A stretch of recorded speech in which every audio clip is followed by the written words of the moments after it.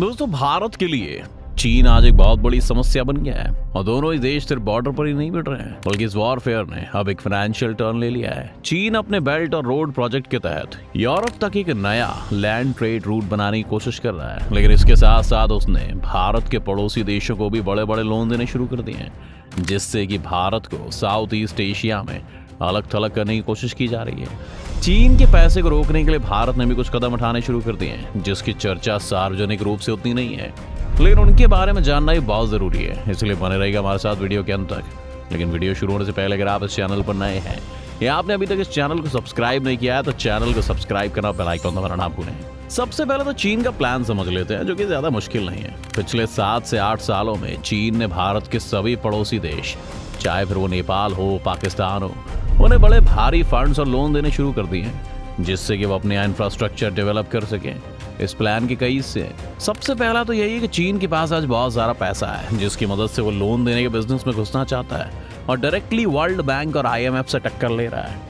World bank और IMF में ज्यादातर वेस्ट का कंट्रोल रहता है, इसलिए जब भी किसी देश को यहाँ से लोन चाहिए होता है तो पश्चिमी देशों के पास उस देश को एक्सप्लॉइट करने का एक मौका भी आ जाता है। अब यही चीज चीन करना चाहता है, और वो भी भारत के पड़ोसियों के साथ। चीन अगर इन्हें लोन देता रहेगा तो उसे पता है कि UN और बाकी इंटरनेशनल फोरम्स में एंटी चाइना सेंटिमेंट कम हो जाएगा और कोई भी चीन के खिलाफ नहीं बोलेगा। इसके साथ साथ अगर ये लोन्स लॉन्ग टर्म चलते हैं तो फ्यूचर में चीन के पास ये भी अपॉर्चुनिटी है कि वो इन देशों में एक मिलिट्री बेस स्टैब्लिश कर सके। श्रीलंका का हम्बनटोटा पोर्ट एक इसी प्लान की आपको झलक दिखाता है। भारत भी इन खतरों को समझने लगा है और इसके लिए भारत ने भी एक काउंटर स्ट्रैटेजी अपनाई है, जिसके तहत अब वो भी अपने पड़ोसियों की मदद करने में जुट गया है। जहां भी चीन अपना पैसा लगाता है, भारत भी वहां पर लोन देने के लिए पहुंच जाता है, ताकि इसे थोड़ा बहुत बैलेंस किया जा सके। मालदीव में एक 7 किलोमीटर लंबा पुल बनाया जा रहा है, जो इसकी राजधानी माले को इसके पश्चिम में द्वीपों से जोड़ेगा। इसे बनने में $500 मिलियन से ज्यादा की लागत आएगी और इसे भारत द्वारा फंड किया जाएगा। राजधानी के दूसरी तरफ आप चीन द्वारा फंडेड 2 किलोमीटर लंबा चीन मालदीव फ्रेंडशिप ब्रिज ऑलरेडी देख सकते हैं। मालदीव्स के साथ भारत के हमेशा से अच्छे रिश्ते रहे, जिस वजह से भारत ये कभी नहीं चाहेगा कि वो चीन के हाथों में पड़े। अपने अगले एग्जाम्पल की तरफ चलें तो चाइनीज लोन्स ने पूरे श्रीलंका में मेगा प्रोजेक्ट्स में निर्माण में मदद की थी, लेकिन जब पिछले साल उनकी इकोनॉमी खतरे में आ गई तब भारत ने श्रीलंका को 4 बिलियन से ज्यादा का लोन दिया, जबकि चीन ने केवल 1.2 बिलियन का। इस एक मूव के कारण श्रीलंका और भारत के रिश्तों में काफी सुधार आया है। भारत और श्रीलंका के रिश्ते पिछले कुछ वक्त से बहुत अच्छे नहीं थे। फिर वो भारत का श्रीलंकन सिविल वॉर में इन्वॉल्वमेंट हो या राजीव गांधी की हत्या, दोनों ही पक्षों में ट्रस्ट इश्यूज थे, जो अब धीरे धीरे दूर होते हुए दिखाई दे रहे हैं। इसके अलावा जबकि बांग्लादेश कुछ साल पहले नई रेल लाइन और पुलों के निर्माण के लिए चाइनीज लोन से काम आए थे, लेकिन उनके वित्त मंत्री ने हाल ही में बाकी देशों को चीन से बहुत ज्यादा उधार लेने के खिलाफ वार्निंग दी है। और अब बांग्लादेश और भारत भी कुछ रेलवे प्रोजेक्ट को लेकर आगे बढ़ रहे हैं, जिसे भारत द्वारा ही फंड किया जाएगा। और कुछ स्ट्रैटेजी तो साफ तौर पर अंडरलाइंड है कि क्या चल रहा है। जहां भी चीन पैसा लगाए वहां भारत को भी एक्टिवली पहुंचना ही होगा। भारत ने इस तरह के प्रोजेक्ट के लिए $107 बिलियन तक खर्च करने का प्लान बनाया है। ये जरूर सच है कि चीन अपने बेल्ट और रोड प्रोजेक्ट के लिए 800 बिलियन से भी ज्यादा खर्च कर रहा है, लेकिन एक सच ये भी है कि 800 बिलियन पूरे प्रोजेक्ट के लिए, जिसमें मिडिल ईस्ट और यूरोप के भी कुछ देश हैं, जबकि भारत का मेजर फोकस अभी साउथ ईस्ट एशिया ही है। साउथ ईस्ट एशिया में इसीलिए चीन का बजट लिमिटेड है और यहाँ पर शायद भारत के पास कुछ चांस है।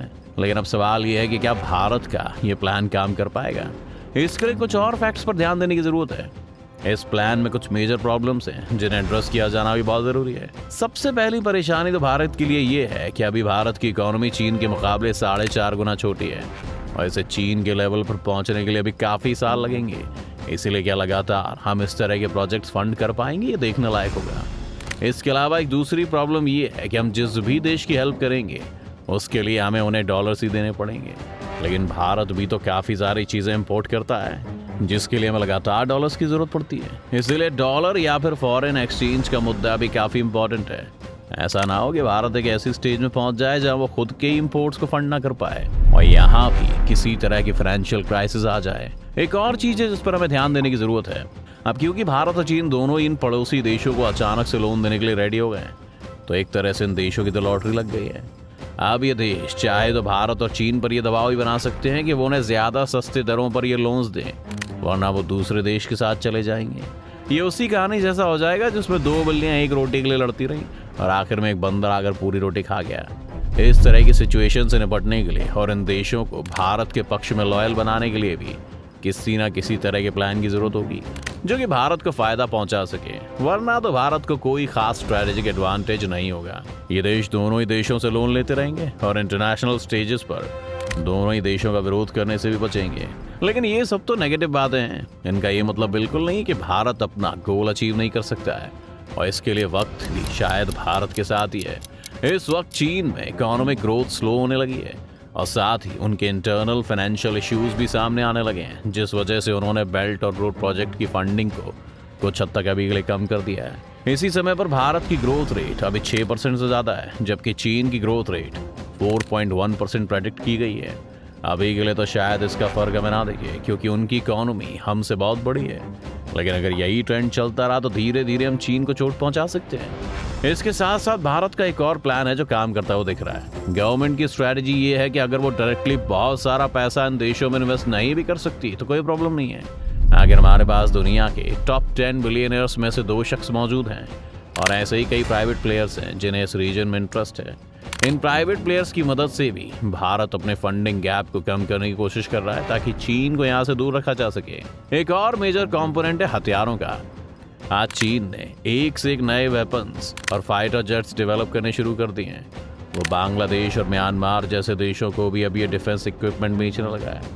और अगर कोई देश अपने वेपन्स के लिए किसी दूसरे देश पर निर्भर है तो फिर तो उसे उस देश का साथ देना ही पड़ेगा। भारत और रूस के केस में भी यही हो रहा है कि अगर सरकार चाहे भी तो तब भी पुतिन के खिलाफ जाकर अमेरिका का साथ नहीं दे सकती, क्योंकि हमारे वेपन सिस्टम के लिए हम उन पर निर्भर हैं। लेकिन ये भी अब बदलता जा रहा है। पिछले 2 दशकों में भारत ने अपने वेपन्स प्रोग्राम में काफी इंप्रूवमेंट किए हैं और अब हम कई सारे मिसाइल्स, मिलिट्री एयरक्राफ्ट्स और हेलीकॉप्टर्स को पूरी तरह से भारत में ही मैन्युफैक्चर कर रहे हैं। इसने हमें भी ये कैपेबिलिटी दी है कि हम एक वेपन्स एक्सपोर्टर बन पाएं और चीन को इस फ्रंट पर भी चैलेंज कर पाएं। लेकिन अब ये रास्ता बहुत लंबा है। भारत और चीन दोनों ही शतरंज के खेल में अपनी चालें चल रहे हैं और दुनिया देख रही है कि इस खेल में आगे क्या होता है। कुछ चिंताएं हैं जिन्हें हमें दूर करना है और कुछ लॉन्ग टर्म स्ट्रेटेजिक प्लान्स की तरफ अभी हमें चलना शुरू कर देना है। डिफेंस और इकोनॉमी दोनों ही आपस में बहुत ही इंटरकनेक्टेड हैं और अगर भारत को चीन की ये साजिश नाकाम करनी है तो दोनों ही फ्रंट्स पर दुगनी रफ्तार से आगे बढ़ना होगा। आपको क्या लगता है, क्या 2030 से पहले भारत चीन की इकोनॉमी से आगे निकल पाएगा? अपनी राय में कमेंट सेक्शन में जरूर लिखें। उम्मीद है आपको आज की इस वीडियो से काफी कुछ नया सीखने को मिला होगा। अगर आपको वीडियो पसंद आई तो वीडियो को लाइक करें और अगर आप इस चैनल पर नए हैं तो जाने से पहले चैनल को सब्सक्राइब करना भी ना भूलें।